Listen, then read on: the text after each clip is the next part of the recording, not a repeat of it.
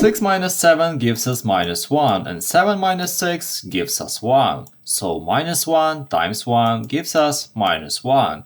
And it would be great if it was a final solution, but no. When we work with math equations, we need to follow the order of operations. And I know that sometimes it's tedious, and sometimes you would like to do any other operation, so I have a method that makes it possible. This method involves on dividing the equation into smaller terms. I divided it like this and this. In the first term we get 6 minus 7 times 7, and here we get minus 6. The reason why I divided it like here is because we start dividing using pluses and then multiplications. You will say that we don't have any plus here, but we actually do.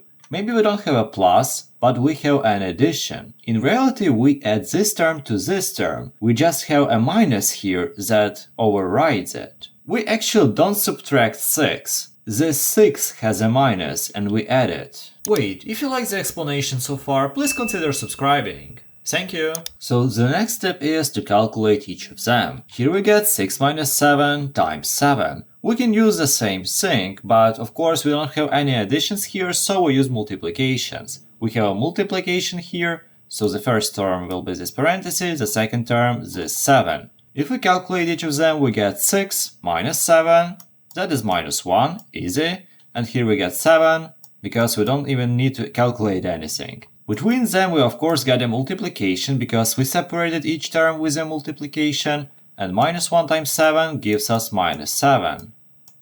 And now for the last part, we need to do something with this minus 7 that we got here and minus 6 that we of course get here. We don't even need to calculate anything. So what do we do with them? We separated each term with a plus, so in the end we need to add them. Minus 7 plus minus 6 is just minus 13, and minus 13 is the final solution. And if you want to test your skills with another problem, I suggest you watching this one because it is a pretty cool problem. But for now, have a nice day!